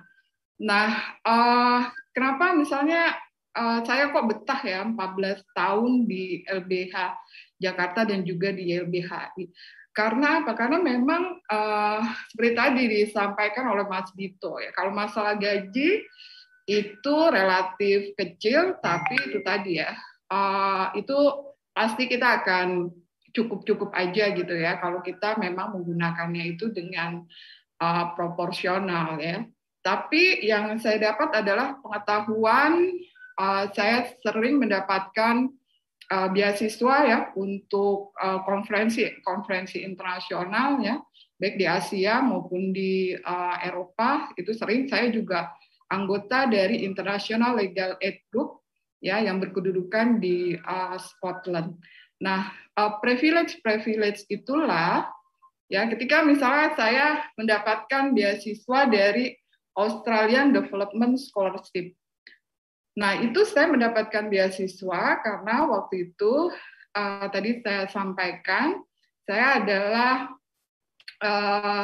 program manager dari Access to Justice yang kebetulan pada saat itu dari Legal Development Facility dari Australia. Jadi ketika saya mendapatkan beasiswa itu, saya menyelenggarakan konferensi internasional tentang bantuan hukum yang dihadiri oleh presiden, para menteri, dan juga banyak dihadiri oleh pembicara-pembicara dari luar ya, ada dari Australia, dari Afrika, dari Taiwan yang datang pada konferensi itu. Dan sejak itulah kemudian memang undang-undang bantuan hukum itu perlu untuk diberlakukan, walaupun sudah ada undang-undang advokat yang PP-nya menyatakan bahwa itu memang kewajiban advokat juga untuk memberikan bantuan hukum untuk masyarakat yang termarginalkan. Nah, keuntungan yang lainnya, tadi saya katakan bahwa saya ditawari ya untuk beasiswa, tapi senior-senior saya, kemudian juga di bawah saya, itu banyak yang mendapatkan beasiswa dari Inggris ya, kemudian ada juga yang Amerika ya. Jadi kalau kita kerja di NGO itu ada kemudahan-kemudahan yang diberikan ya, karena kita sudah bekerja untuk publik atau untuk masyarakat ya. Kemudian juga saya mengajar di BINUS itu 2013, jadi 2 tahun setelah didirikan, dan itu memang keinginan saya waktu itu Dr. almarhum Adnan Buyung Nasution, dia pendiri YLBHI LBH. Jadi untuk teman-teman ketahui, YLBHI LBH itu dia memiliki 16 kantor cabang di seluruh Indonesia, dan namanya itu biasa nama provinsi, misalnya LBH Jakarta, LBH Medan, LBH Padang, LBH Semarang. Ya, jadi yang itu terafiliasi dengan Yayasan Lembaga Bantuan Hukum Indonesia.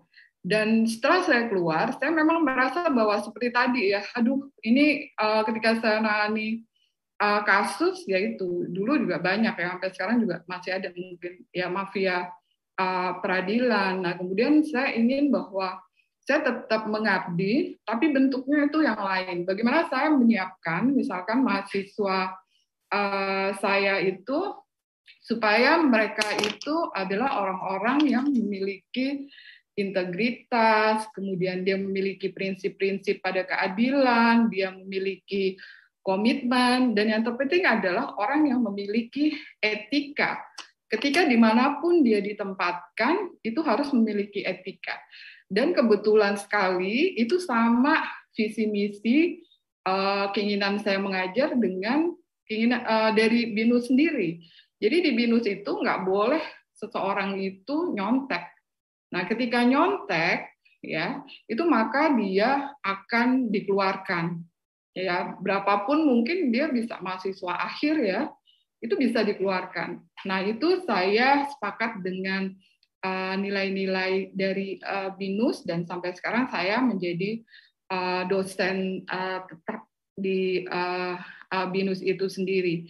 Jadi jangan berpikir bahwa ketika misalnya teman-teman mencari profesi hukum itu hanya yang mungkin di di perbankan misalnya atau di perusahaan-perusahaan besar, tapi ada alternatif ketika kita memiliki passion ya. Mungkin ya itu tadi, passion saya adalah bagaimana saya bisa membantu orang lain dan itu membuat saya bahagia gitu ya. Tapi saya tidak hanya saya memiliki kualitas juga, terus belajar juga, dan juga mengembangkan diri juga. Jadi ketika S3, saya dosen, saya juga mendapatkan beasiswa dari BPPDN. Dan terakhir kemarin, waktu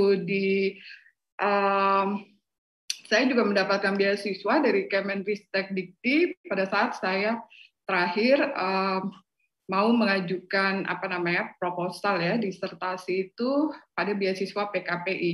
Jadi saya di Lituania ya, di Mykolas Romeris University itu selama 3 bulan dan menyelesaikan jurnal untuk disertasi saya.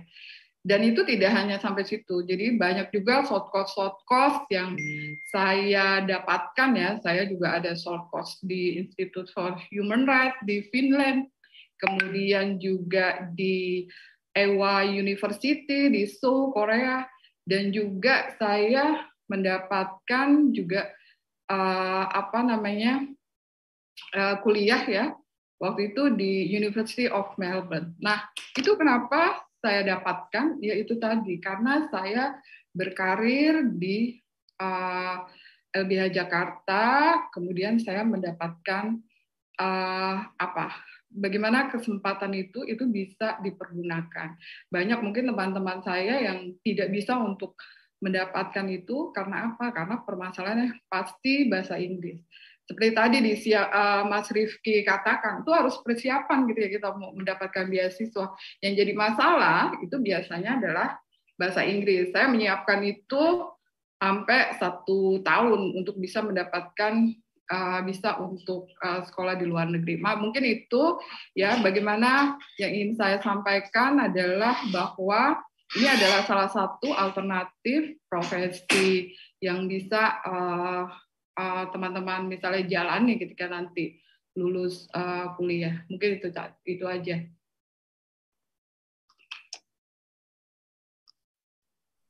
Oke.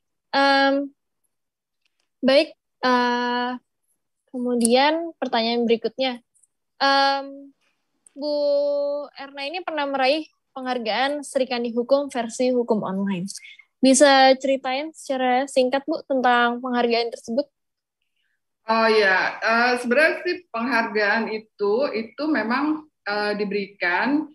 Kalau saya lihat dari hukum online itu memang hukum online menyadari ya bahwa tidak banyak ya tokoh-tokoh pengacara perempuan atau tokoh-tokoh akademisi perempuan yang mungkin dalam tanda kutip itu harus diberikan apresiasi ketika dia bekerja, berkomitmen, berkontribusi untuk bangsa, untuk negara, untuk masyarakat ya.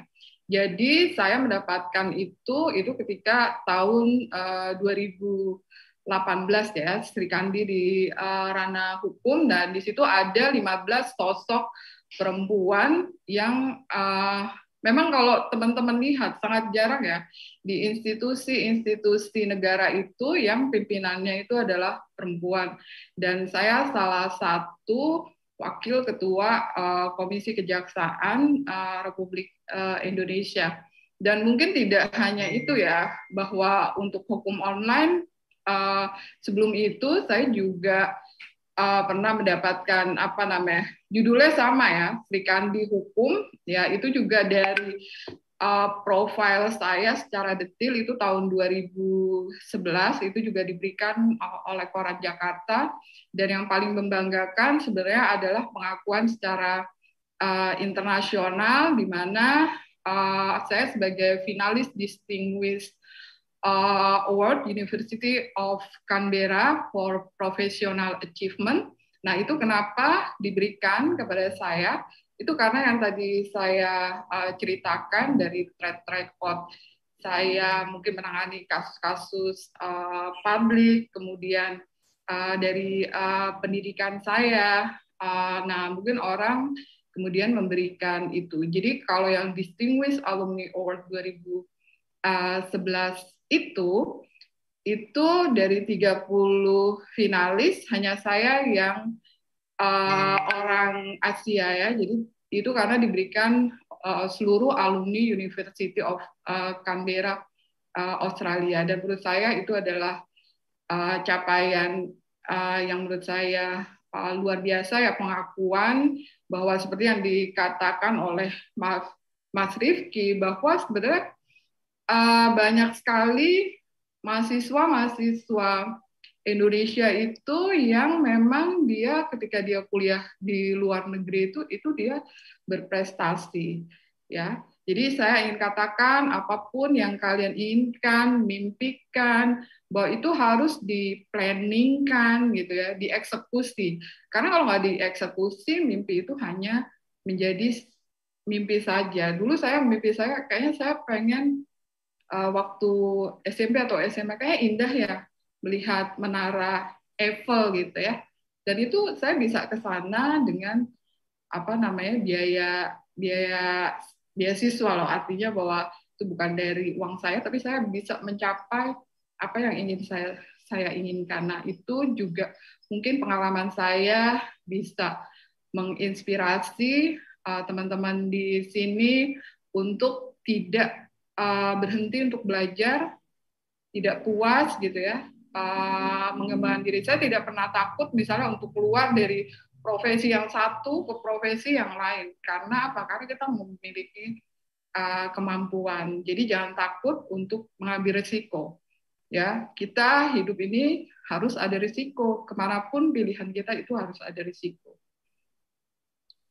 Ya, Mirella, mungkin itu nanti bisa ditanyakan. Iya, siap. Makasih Bu Erna. Sangat memotivasi sekali, terutama untuk kaum wanita. Nah, kemudian kita sudah mencapai di penghujung acara, yaitu sesi tanya-jawab. Di sini saya akan memilih dari kolom chat di Zoom pertanyaan terbaik yang ditanyakan oleh para hadirin. Yang pertama, ada pertanyaan untuk Mas Dito.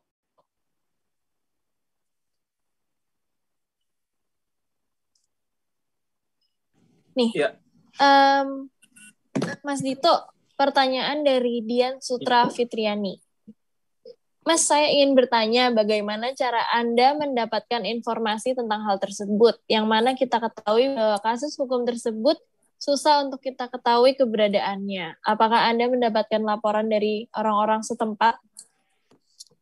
Nah, kalau biasanya dari kami di LBH Morsahon, kita mengadakan kerjasama dengan beberapa rutan, dari rutan Cipinang, rutan Salemba, rutan Pondok Bambu. Kami selalu melakukan penyuluhan hukum setiap hari Jumat. Jadi kita rolling tuh tiap 1 bulan itu tiap Jumat pasti kita rolling antara rutan Pondok Bambu, rutan Cipinang, dan rutan Salemba. Disitulah biasanya kita bertemu dengan klien-klien. Nah, yang menjadi repot saat ini, saat era pandemi ini, jadi yang di rutan itu sudah nggak bisa kita datengin, kita harus via online sekarang konsultasi. Dan lebih parahnya, yang udah di rutan sekarang itu kebanyakan titipan dari kejaksaan yang udah mau putus. Jadi misalnya emang udah mau putus, baru dititipin di sana, dipindah dari titipan pengadilan, langsung dipindah ke rutan. Nah, repotnya, kalau dulu kan kita bisa langsung pada saat sebelum mulai sidang, istilahnya pada saat baru tahap 2, udah tahap 2 baru udah dilimpahkan, nah mereka kan udah langsung dipindahkan tuh biasanya ke rutan. Nah di situ kita baru menemukan ada proses-proses penyidikan yang tidak benar, misalkan berita acara yang dibuat semrawut tanpa didampingi penasihat hukum. Cuman kalau sekarang, kebanyakan dalam proses penyidikan maupun di tahap kejaksaan, itu mereka dititipinnya di polisi, yang mana itu kesulitan buat kami untuk mendapatkan akses. Karena even kayak pengacara aja sekarang, penasihat hukum mau ketemu kliennya sendiri aja di kepolisian tuh susahnya bukan main. Diribetin setengah mati deh, disuruh ketemu penyidiknya dulu segala macam. Apalagi kami yang LBH yang tiba-tiba ucuk-ucuk kami mau ketemu klien ini, nggak bakal dikasih udah pasti. Nah itu kemarin saya sempat ketemu Prof. Edi juga, saya menyampaikan hal itu ke Kementerian Hukum dan HAM. Maksud saya ini harus dibenarkan. Kalau enggak, kita ngelihat kok sekarang prakteknya orang mutus terdakwa tuh gampang banget. Saya nontonin sidang, misalnya lagi nunggu sidang, itu benar-benar udah ketok aja langsung. Gimana? Nggak ada pembelaan lagi? Udah ya, segini aja ya. Tok, udah selesai. Langsung benar-benar kayak seakan-akan tuh semuanya dipercepat. Karena dengan alasan ya lagi ada pandemi. Ya tidak bisa menutup kemungkinan juga emang. Kalau misalkan semuanya ditaruh di rutan, tentu itu akan jadi klaster. Jadi ini adalah sedikit dilematis ya, antara yang mana yang harus ditempuh. Tapi menurut saya pun juga harusnya akses terhadap keadilan ini jangan sampai terbengkalai hanya karena alasan pandemi ini, sehingga dari lembaga bantuan hukum aja sampai kesulitan. Bahkan saya juga ketemu teman-teman di LBH Jakarta, LBH yang lain pun sangat kesulitan sekarang mendapatkan kasus, karena semuanya emang adanya di Polsek, Polres, dan Polda gitu tahanannya. Mungkin seperti itu. Oke. Kemudian buat Mas Dito lagi nih dari Arthur. Apa pandangan Mas Dito tentang kaum disabilitas beserta hak-hak yang dimiliki? Ya tentu kalau menurut saya sebagai pribadi, ya orang-orang yang disabilitas mempunyai hak yang sama. Dan saya rasa sekarang ini pun pengadilan khusus untuk orang-orang yang punya disabilitas itu emang punya perhatian khusus. Bahkan untuk perempuan pun kan sekarang juga, misalkan dia adalah sebagai korban, itu pun ada peraturan yang lain ya. Pada saat dia mau bersaksi, itu harus didampingi, bisa didampingi psikolog, gitu-gitu. Jadi menurut saya penting juga emang untuk disabilitas mempunyai kesetaraan di situ. Oke. Kemudian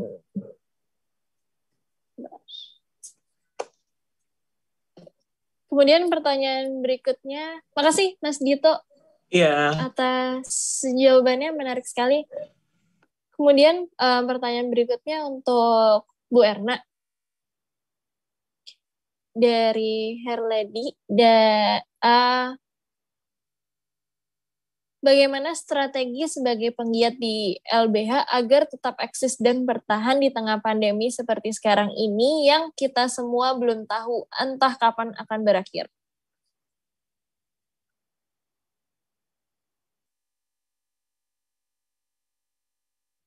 Maaf, Bu Erna masih di mute.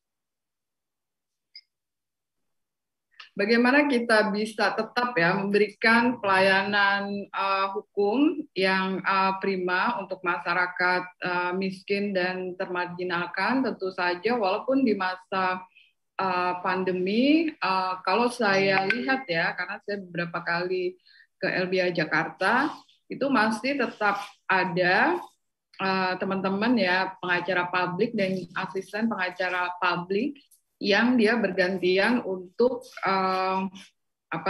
bekerja di LBH Jakarta. Jadi kalau mungkin ada hal-hal yang urgent yang dilaporkan oleh masyarakat, itu bisa langsung datang ke sana.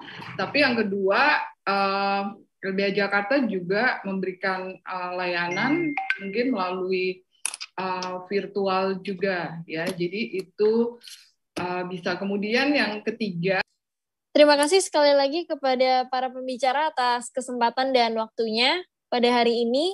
Semoga tetap jaga kesehatan dan selalu bahagia. Terima kasih juga untuk para hadirin yang telah menyempatkan waktunya untuk berpartisipasi dalam acara kami hari ini. Jangan lupa memfollow Instagram Bisnis Law Binus di Bisnis Law Binus dan juga Instagram Binus University di @binusuniversity.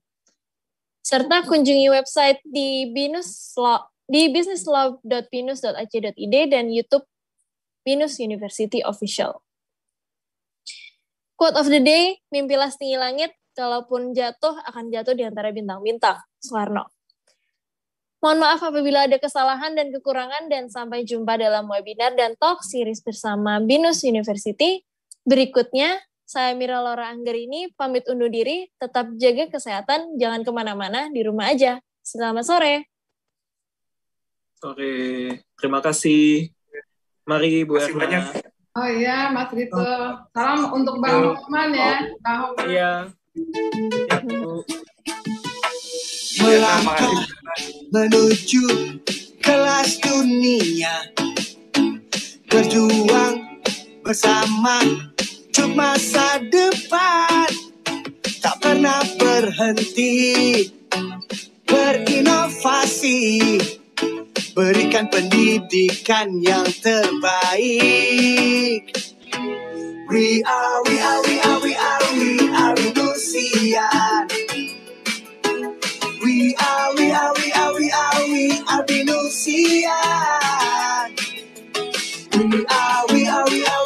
We are Indusian.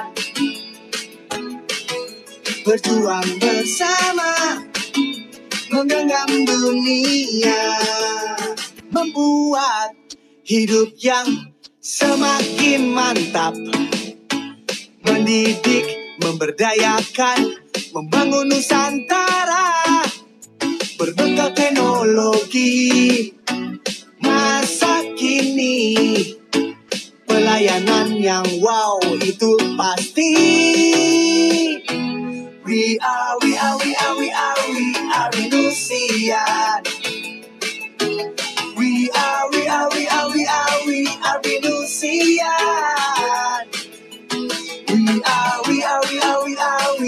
Indusian. Berjuang bersama, menggenggam dunia. Spirit in my life, spirit in your life. Sepenuh hati kita wujudkan mimpi, melangkah pasti for the best institusi. Percayalah kita pasti bisa, saatnya tunjukkan pada dunia. We are Indosian. We are Indosian. We are